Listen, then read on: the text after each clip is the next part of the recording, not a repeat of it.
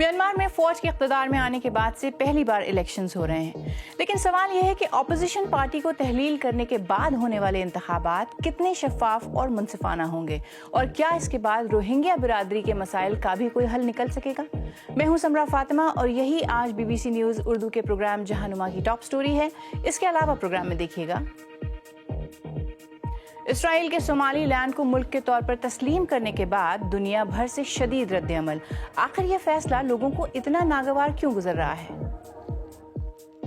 और सदर ट्रंप की सदर ज़ेलेंस्की से मुलाकात। अमरीकी सदर कहते हैं कि यूक्रेन अमन मंसूबे पर पेशरफ्त हुई मगर कुछ अहम मसाइल हल होने अभी भी बाकी हैं। खुशामदीद, मैं हूं समरा फातिमा। म्यांमार में 5 बरस पहले फौज के इक़्तिदार पर कब्जे के बाद मुल्क में पहली बार इंतखाबात हो रहे हैं और ये इंतखाबात 3 मरहलों में होने हैं। पहला मरहला मुकम्मल हो चुका है।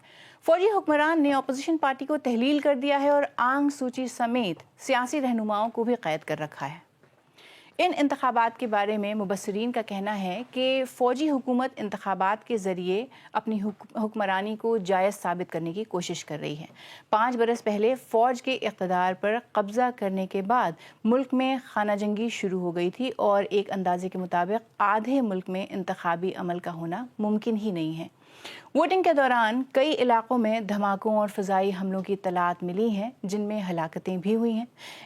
इंतखाबी अमल में खलल डालने के इल्ज़ाम में 200 से ज़्यादा अफराद की खिलाफ मुकदमात भी दायर किए गए हैं। म्यांमार की फ़ौजी क़यादत ने दावा किया है कि इंतखाबात आज़ाद और मुनसिफाना हैं और जमहूरियत की बहाली के जानिब एक अहम कदम भी है। और इसी बारे में मज़ीद बात करने के लिए इस वक्त गैर सरकारी तंजीम फ्री प्रेस अनलिमिटेड से मुंसलिक सहाफ़ी और तज्ज़ियाकार एनी ज़मान हमारे साथ जर्मनी से मौजूद हैं।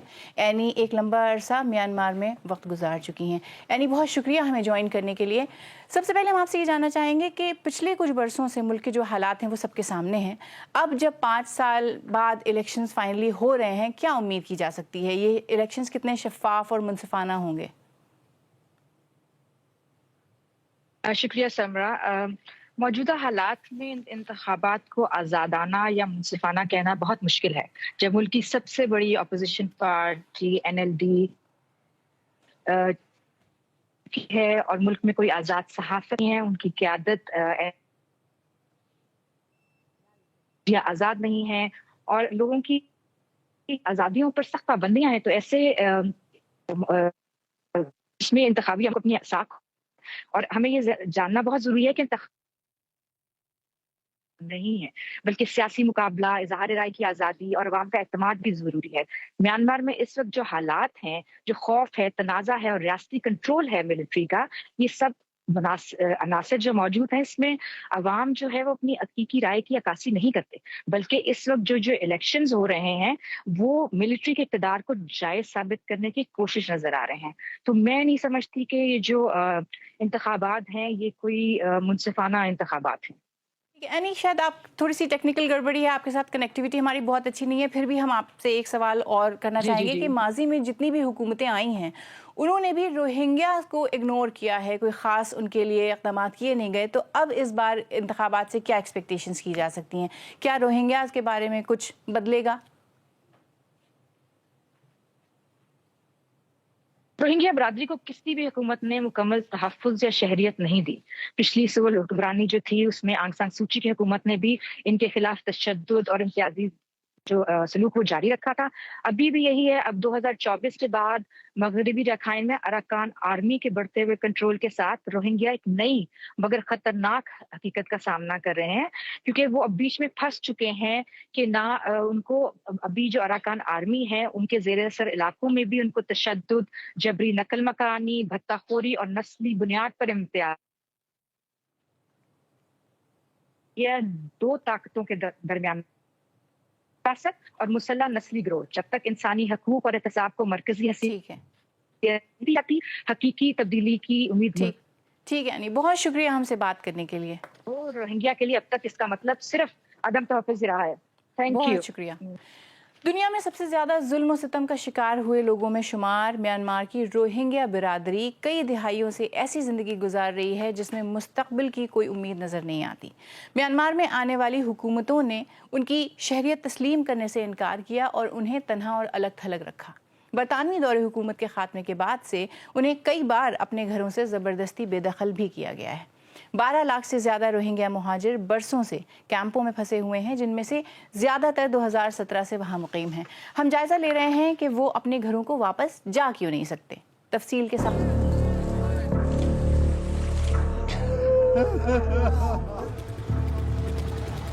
کئی دہائیوں سے روہنگیا لوگوں کو بار بار میانمار سے نکالا گیا ہے۔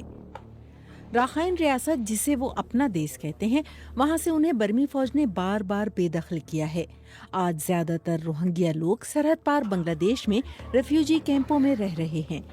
نہ وہ واپس جا سکتے ہیں، نہ ہی وہ کسی ملک کے شہری ہیں۔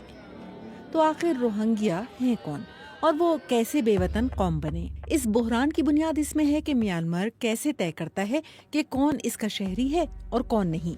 میانمار میں شہریت کا تعلق قومیت سے جڑا ہے۔ اگر حکومت کسی گروہ کو مقامی مان لے تو پھر وہ شہریت کے لیے کوالیفائی کر جاتا ہے، لیکن روہنگیا مقامی لوگوں کی فہرست میں شامل نہیں، اس لیے ان کے لیے شہریت حاصل کرنا بہت مشکل ہے۔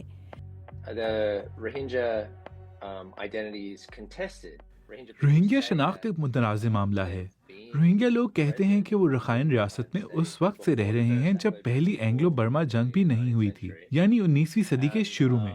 لیکن ملک کے کچھ دوسرے گروہ، خاص طور پہ میانمار کے کئی لوگ یہ کہتے ہیں کہ روہنگیا لوگ بعد میں آئے۔ وہ امپیریل دور میں یا پھر 1971 میں بنگلہ دیش کی آزادی کی جنگ کے بعد بڑی تعداد میں وہاں سے پہنچے، اور وہ اس علاقے کے مقامی نہیں ہیں۔ اسی وجہ سے روہنگیا کو غیر ملکی سمجھا جاتا ہے اور اکثر انہیں غیر قانونی مہاجر کہا جاتا ہے۔ شہریت نہ ہونے کی وجہ سے ان پر میانمار میں سخت پابندیاں لگائی جاتی ہیں۔ انہیں سفر کرنے، شادی کرنے، حتیٰ کہ علاج یا تعلیم حاصل کرنے کے لیے بھی حکومتی اجازت درکار ہوتی ہے، اور قانونی حیثیت نہ ہونے کے باعث وہ ظلم و ستم کا شکار ہوتے ہیں۔ کئی اشروں تک روہنگیا بنگلہ دیش کے ساتھ ملنے والے علاقوں میں اکثریت میں تھے، لیکن حکومت نے ہمیشہ انہیں اس وقت تک اپنا شہری ماننے سے انکار کیا ہے جب تک وہ اپنے خاندان کا تاریخی ثبوت نہ دیں، جو زیادہ تر کے لیے دینا ممکن نہیں۔ ان کے کاغذات یا تو ضائع ہو گئے، تباہ کر دیے گئے، یا کبھی قبول ہی نہیں کیے گئے۔ یہ محرومی کئی اشروں سے جاری ہے۔ 1962 میں جنرل نی ون نے فوجی بغاوت کے ذریعے اقتدار پر قبضہ کیا۔ ان کی حکومت نے سب سے پہلے منظم طریقے سے روہنگیا کی شناخت مٹانا شروع کی۔ 1978 میں ایک امیگریشن مہم کے دوران 2 لاکھ سے زائد روہنگیا کو بنگلہ دیش میں پناہ لینے پر مجبور کر دیا گیا۔ بعد میں کچھ واپس بھی آئے، مگر یہ سلسلہ جاری رہا۔ 1988 میں ایک اور فوجی حکومت آئی جس نے آنے کے 3 برسوں بعد مزید 2 لاکھ لوگوں کو سرحد جانے پر مجبور کیا۔ نسل اور مذہب نے روہنگیا کے خلاف اس رویے میں بڑا کردار ادا کیا۔ دوسری جنگ عظیم میں روہنگیا نے برطانیہ کا ساتھ دیا، جبکہ بہت سے رخائن کے بدھسٹ جاپانیوں کے ساتھ تھے۔ اس سے دونوں برادریوں میں بد اعتمادی بڑھی۔ 1942 کے فرقہ وارانہ فسادات نے رخائن ریاست میں ایک تقسیم پیدا کر دی کہ مسلمان شمال کی طرف ہجرت کر گئے اور رخائن لوگ مزید جنوب کی طرف چلے گئے۔ اس سے دونوں برادریاں ایک دوسرے سے الگ تھلگ ہو گئیں، اور وقت کے ساتھ ساتھ علاقہ تقریباً ایک ہی نسل یا مذہب پر مشتمل ہو گیا، جیسا کہ میانمار کے دوسرے علاقوں میں نہیں ہوا تھا۔ یہ تقسیم 2012 میں دوبارہ سامنے آئی۔ ایک رخائن عورت پر مبینہ جنسی حملے کے الزام کے بعد بدھ مت اور مسلم گروہوں میں پرتشدد جھڑپیں ہوئیں۔ پھر 2017 میں سب سے بڑا کریک ڈاؤن ہوا جب روہنگیا عسکریت پسندوں نے پولیس چوکیوں پر حملے کیے۔ چند ہفتوں میں تقریباً 7,40,000 روہنگیا کو بھاگنا پڑا۔ فوج نے گاؤں کے گاؤں جلا دیے، ہزاروں کو بے گھر کر دیا اور پوری بستیاں مٹا دیں۔ اقوام متحدہ کی انسانی حقوق کونسل نے اسے ایتھنک کلینسنگ کی مثال قرار دیا۔ فیکٹ فائنڈنگ مشن کو معلوم ہوا کہ روہنگیا عورتوں کو ریپ کیا گیا، مردوں کو تشدد کا نشانہ بنایا گیا اور بہت سے مارے گئے۔ آج روہنگیا کی اکثریت میانمار میں نہیں رہتی، وہ ایشیا اور مشرق وسطی کے مختلف ملکوں میں پھیل چکے ہیں۔ لیکن سب سے بڑی تعداد بنگلہ دیش میں ہے، جہاں 12 لاکھ سے زائد لوگ پناہ گزین کیمپوں میں رہ رہے ہیں۔ بنگلہ دیش نے پناہ گزین کنونشن پر دستخط نہیں کیے ہیں۔ اگرچہ روہنگیا کو بنگلہ دیش رہنے کی جگہ ملی ہے، مگر وہاں ان کے حقوق محدود ہیں اور کیمپوں میں زندگی بہت مشکل ہے۔ آج بھی اپنے وطن لوٹنے کی خواہش موجود ہے۔ میانمار اس وقت خانہ جنگی کا شکار ہے اور رخائن ریاست کے بیشتر حصے مسلح گروہ ارکان آرمی کے قبضے میں ہیں۔ بدھ رخائن اور مسلمان روہنگیا برادریوں میں کشیدگی اب بھی برقرار ہے۔ 1921 کی فوجی بغاوت کے بعد رخائن نسل کے ایک مسلح گروہ ارکان آرمی نے رخائن ریاست کے بیشتر حصوں پر قبضہ کر لیا، جن میں وہ علاقے بھی شامل ہیں جہاں زیادہ تر روہنگیا لوگ رہتے تھے۔ ایسی بھی اطلاعات ہیں کہ ارکان آرمی نے روہنگیا آبادی کے خلاف مظالم کیے، لیکن ظاہر ہے وہ اس کی تردید کریں گے۔ لیکن جب ایسی خبریں پھیلیں تو روہنگیا برادری میں شدید خوف اور غیر یقینی کی فضا پیدا ہو گئی۔ بہت سے روہنگیا واپس جانے سے ڈرتے ہیں کہ ان کے ساتھ کیا ہوگا۔ روہنگیا کے لیے زندگی تھم گئی ہے۔ وہ نہ اپنے گھر واپس جا سکتے ہیں، نہ جہاں ہیں وہاں مستقل بس سکتے ہیں، اور ان کا مستقبل اب بھی غیر یقینی ہے۔ اسرائیل کی جانب سے صومالی لینڈ کو ایک ملک کے طور پر تسلیم کیے جانے کے بعد سے شدید رد عمل سامنے آ رہا ہے۔